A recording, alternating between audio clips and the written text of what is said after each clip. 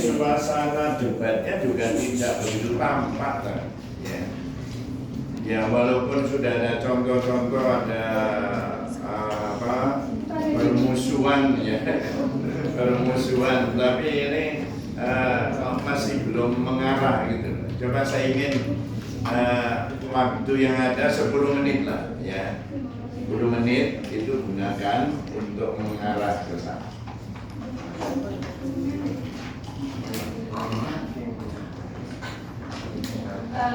Pengendalian oleh moderator itu jangan terlalu kaku ya, karena kalau sudah setiap berbicara yang interupsi itu bukan debat itu ya. Ya. Itu diskusi biasa ini. Oke, moderator. Bisa, moderator mengendalikan lagi, silakan.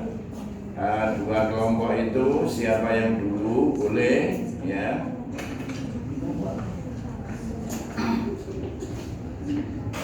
Jadi saya persilakan kepada tim A untuk memberikan argumen terhadap masalah lagi. Saya persilakan tim A.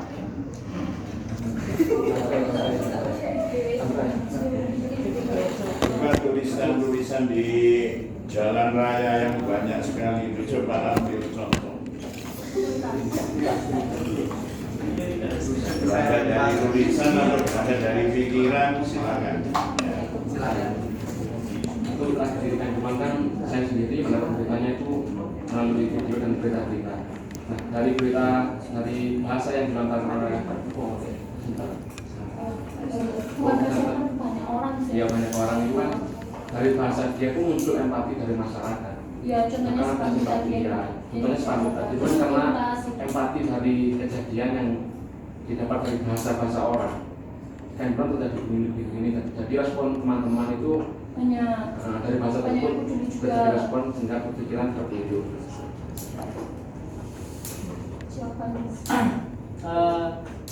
Saya agak menggeser sedikit ya. Itu sebenarnya bukan melalui pikiran manusia, tapi melalui rasa empati, bukan pikiran. Nah, terus bentuk mereka mengutarakan rasa empati itu mereka berpikir gimana ya caranya bisa mengeluarkan unek-uneknya. Nah, maka mereka kan mereka berpikir bagaimana cara mereka mengeluarkan unek-unek dari rasa empati yang mereka dapat. Akhirnya mereka membuat sepatu. Jadi karena mereka berpikir pikiran mereka itu ketika mereka membuat spanduk unsur tuntas, jadilah bahasa tulis yang dari pikiran teman-teman sebagai bentuk pengaktualisasian dari rasa empati, karena rasa dan pikiran itu berbeda. Tapi gimana kalau mereka belum mengetahui dari bahasa tersebut, contohnya dari banner, dari tulisan-tulisan yang ada di jalan, kemudian tulisan-tulisan slogan yang ada di media sosial, contohnya Instagram, TikTok kan ramai tentang tragedi Kanjuruhan itu. Berarti kan bahasa mempengaruhi pikiran manusia. Kalau menurut saya bukan lebih ke pikiran bukan pikiran, tapi melakukan rasa empati. Ketika kita melihat seperti itu, nggak mungkin kita langsung mikir enggak, tapi kita lebih ke kasihan, gimana ya caranya biar bisa. Nah, kita berpikir dulu, lalu setelah menemukan cara, akhirnya ya udah kita dijadikan teks dari berupa tulisan sebentar. Itu adalah sebagai bentuk ungkapan dari pikiran. Seperti tadi yang di awal, karena bahasa adalah media dari pikiran, jadi kan penyalur dari pikiran kita. Ucapan dari Pak yang berpakai kacamata, tadi kan bahasa adalah media dari pikiran. Tidak, ini salah. Karena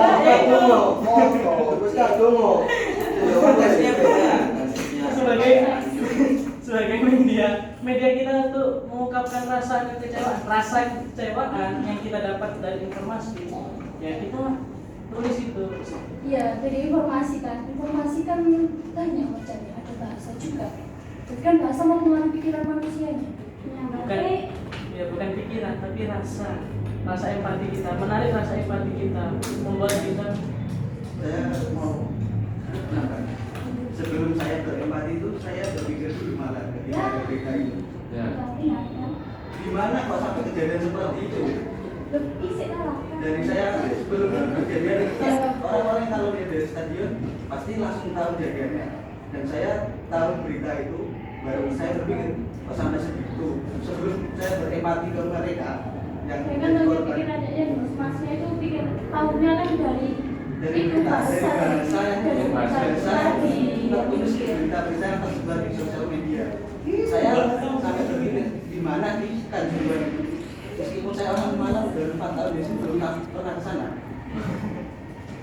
Jadi saya mempengaruhi pikiran saya sebelum empati saya.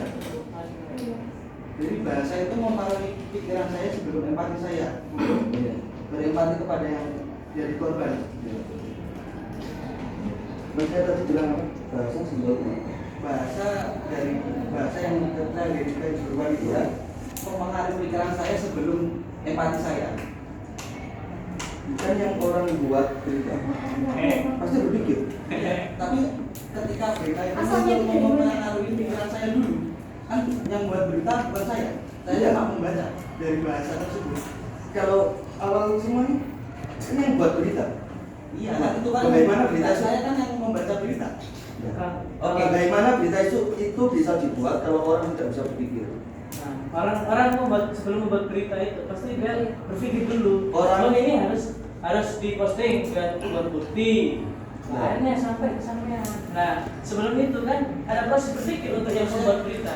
Yang saya alami itu proses bahasa mempengaruhi pikiran saya apa pikiran saya mempengaruhi bahasa saya. Nah, Kan saya melihat bahasa dari berita itu mempengaruhi pikiran saya sebelum empati saya. Jadi kan ini dibahas empati. Boleh.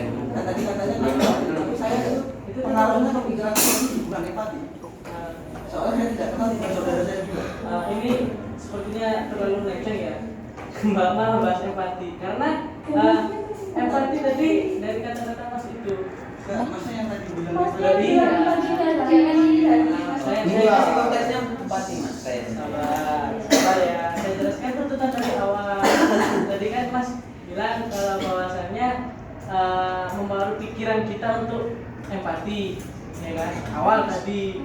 Nah, saya menjelaskan bahwasanya empati itu bukan dari pikiran, melainkan itu empati adalah rasa. Beda antara rasa dan pikiran.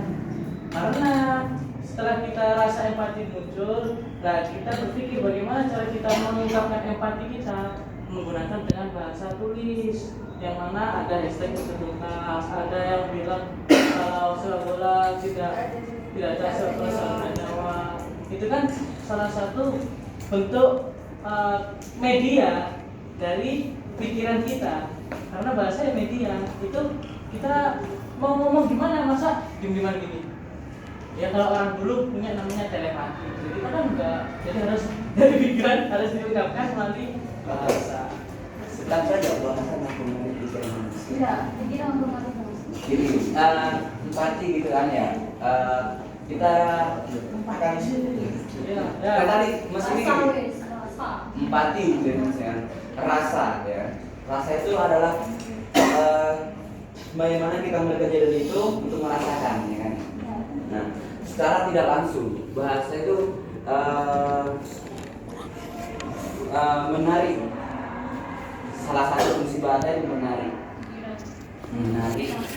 pikiran manusia. Karena apa? Ketika kita dengar satu semboyan Arema salah satu jiwa, berarti semboyan itu ya, itu kan semboyan itu kata persuasif ya dalam materi kebahasaan gitu, dimana semboyan itu sangat mempengaruhi empati Arek Marang untuk bersatu dalam satu stadion mendukung kebanggaan kami Arema. Gimana ya? Ya. Nah, jadi Silakan moderator mengakhiri. Ah. Mengakhiri dengan kesimpulan. Baik,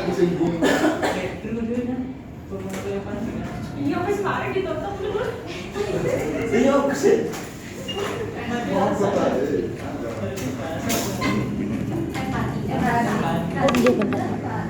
Ini masih kesini.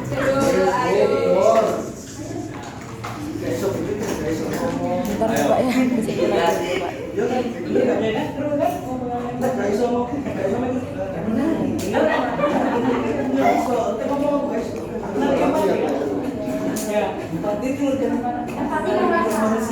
Yang pasti kan menyalurkan sugesti dia.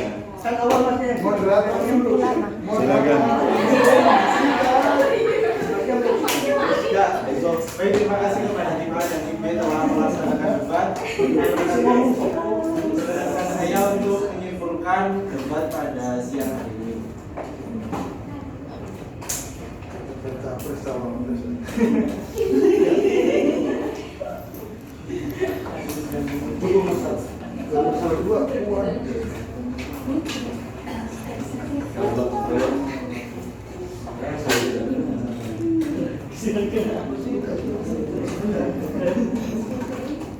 Baik, di sini saya menjadikan moderator.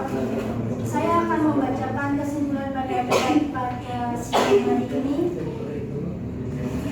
pada sore hari ini. Yang pertama dari kesimpulan yang saya dapat yaitu dalam penggunaan bahasa terjadi terdapat pada mental yang mempengaruhi pikiran. Kemudian dari tim B, bahasa yang konseptual dari pikiran kita. Jadi bahasa yang berbeda-beda itu berawal dari pikiran kita, baru pikiran kita itu bisa mempengaruhi bahasa kita yang dibicarakan.